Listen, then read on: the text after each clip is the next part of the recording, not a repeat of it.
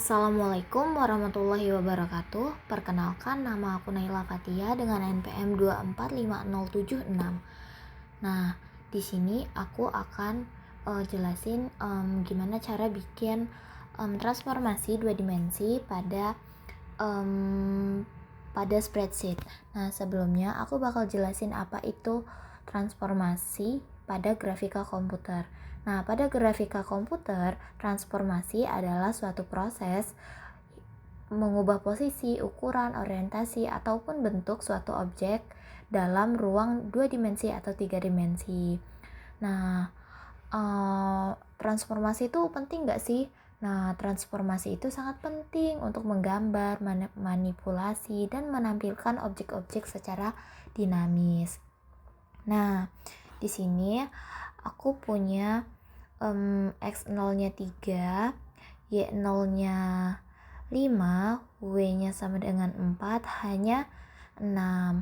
Nah, titik A-nya aku dapat nilai min 3,5, titik B-nya yaitu min 7,5, titik C-nya yaitu 7,11, dan titik D-nya yaitu 3,11. Nah, ini implementasinya ya guys. A sama dengan 3, A 35, 7,75, D-nya 11 sama 3, C-nya 7 sama 11. Nah, kemudian aku mau jelasin penggunaan matriks transformasi ya guys, perhitungannya gimana sih caranya gitu. Nah, sebelumnya ada beberapa jenis-jenis transformasi dalam grafika komputer, yaitu ada translasi atau translation, yaitu menggeser objek dari satu posisi ke posisi lain. Nah, yang kedua ada rotasi atau rotation, yaitu memutar objek terhadap titik tertentu. Nah, biasanya pusat koordinat atau titik tertentu pada objek. Nah, yang ketiga ada skalasi atau scaling, yaitu mengubah ukuran objek. Kemudian ada refleksi atau reflection, yaitu mencerminkan objek terhadap sumbu tertentu, misalnya pada sumbu X atau Y. Nah, kemudian ada shearing atau geser atau distorsi, yaitu menggeser sebagian dari objek ke arah tertentu sehingga bentuknya menjadi miring atau terdistorsi. Nah, kemudian di sini aku mempunyai titik A, B, C, dan D. Nah, ini sesuai sama yang ada di sheet 1 tadi ya guys. Nah, ini titik A, B, C, dan D. Nah, di sini aku punya titik A yaitu nilainya 3,5, titik B 7,5, titik C 7,11, titik D yaitu 3,11. Nah, karena dikarenakan kita itu tuh menggunakan matriks 3x3, jadinya kita ininya dijadiin 3 dan yang di akhir itu tuh ditambahin nilai 1 ya guys ya. Nah, di sini aku punya matriks trans 4, matriks trans 3, matriks trans 2, dan matriks trans 1, dan ini adalah titik A-nya tersebut ya guys. Nah, gimana sih cara menghitungnya? Cara menghitungnya yaitu yang pertama-tama teman-teman bisa kaliin nih dari matriks trans 4 ke matriks transformasi 4 ke nilai titik A tadi yaitu 351. Nah, kita kali ini hasilnya adalah 0, min 1, dan 1. Nah, kemudian apabila ini sudah dikalikan, maka yang matriks trans 3, matriks trans 2, dan matriks trans 1 nya itu turun dianya guys, tinggal turun ke bawah.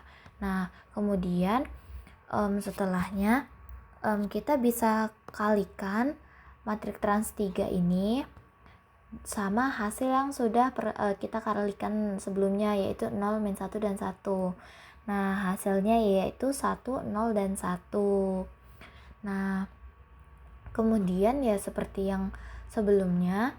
Nah, matriks trans 2 kan matriks trans 2 dan matriks trans 1 nya belum dikalikan ya guys. Jadi merekanya turun lagi tuh. Jadi setelahnya matriks trans 2 kita kalikan dengan hasil perkalian sebelumnya dengan matrik trans 3, yaitu hasilnya ada 2, 0, dan 1. Nah kemudian yang matrik trans 1-nya itu turun lagi guys. Nah turun lagi, itu kita kita kaliin sama yang hasil perkalian sebelumnya. Nah dan hasilnya yaitu 5, 6, 1, kayak gitu aja guys. Ini perkalian matriks, kita pasti udah belajar di matematika dasar. Nah begitupun pada titik-titik yang lainnya. Nih titik B juga, nah matrik trans 4 dikalikan dengan nilai titik B, kemudian dapat hasilnya 4 min 1 dan 1. Kemudian hasilnya tersebut dikalikan dengan matrik trans 3, transformasi 3, hasilnya yaitu 141. Kemudian hasil perkalian matrik transformasi 3 tadi kita kalikan dengan matrik transformasi 2. Nah menghasilkan 241, dan juga hasilnya yang hasil perkalian matrik transformasi 2 tadi kita kalikan dengan matrik transformasi 1 dan menghasilkan 5, 10, dan 1. Begitu pula pada titik C dan D. Nah ini hasil dari titik C nya ya guys, dan ini juga hasil dari titik D nya. Mungkin itu saja yang bisa aku sampaikan. Aku tutup.